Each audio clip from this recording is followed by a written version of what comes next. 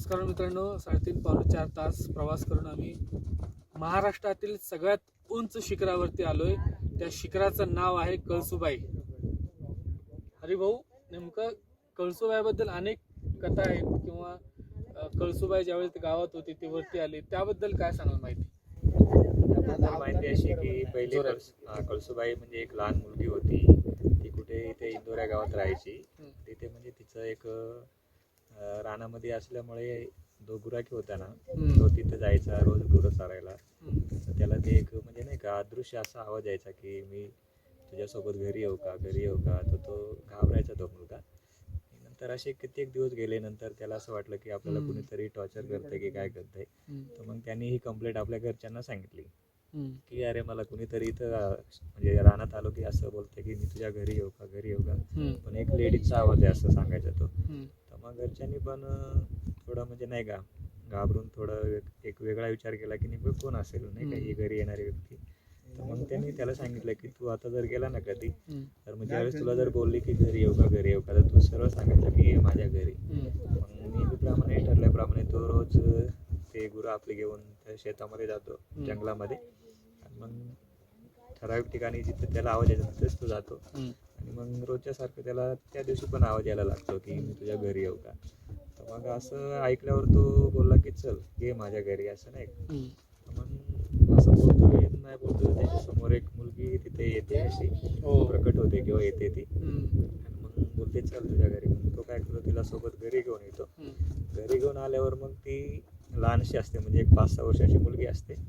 तेव्हापासून तिचं संगोपन करतात त्याच्या घरचे लोक, आई वडील. मग ती लहानशी मोठी होते. मोठी झाल्यानंतर एक लग्नाच्या वयामध्ये येते ती. मग घरची एक आपली मुलगी समजून तिला एक असं कुठेतरी स्थळ बघायचं ठरवतात.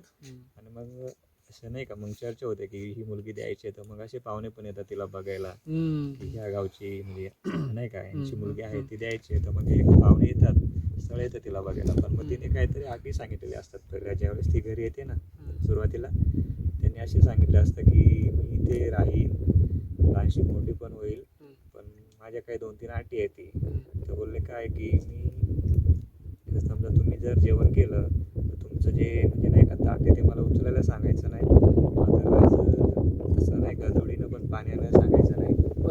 एकदा सिंगलच हंडा घेऊन येणार डोक्यावर, मला जोडीनं पाणी आणलं नाही सांगायचं. अशी कळसुबाई त्यांना घरच्यांना सांगितलं. त्यांनी मान्य केलं. असं की नंतर काही कालाने ते विसरून गेले.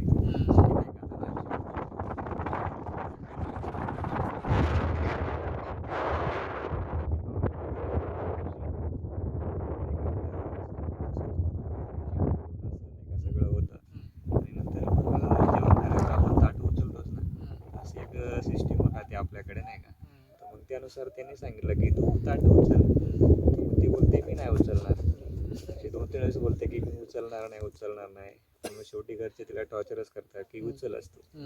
ती बोलते उचलूस का, रागामध्ये उचलूस का. तर बोलते हा उचल. त्या रागाच्या ताईमध्ये ती काय करते, ताट उचलते आणि असे फेकून देते घराबाहेर. आणि तिथून लगे बाहेर निघते घरातून. तशी ती बाहेरच पडली तर डायरेक्ट आपल्या शिखरावर येऊन पोहोचते या कळसुबाईच्या. म्हणजे आता आपण जिथं आहोत कळसुबाईचं जे शिखर, महाराष्ट्रामध्ये सर्वात उंच शिखर, तिथे येऊन पोहोचते. आणि तेव्हापासून ती इथेच नाही प्रकट झालेली आहे. ही कहाणी कळसुबाईची. ही खरी कहाणी आहे. याच्या पलीकडे बाकीची काही कहाणी नाही, दुसरी काही नाही. ही खरी कहाणी म्हणजे ते पुराणापासून म्हणजे लोक आपल्यापेक्षा मोठमोठे लोक सांगत आलेत की हीच खरी कहाणी आहे असं. ओके. आत्ता या शिखराला कळसुबाई शिखर म्हटलं जातं. पण ज्यावेळेस कळसुबाई इथे येण्याच्या आधी काय नाव होतं या शिखराला?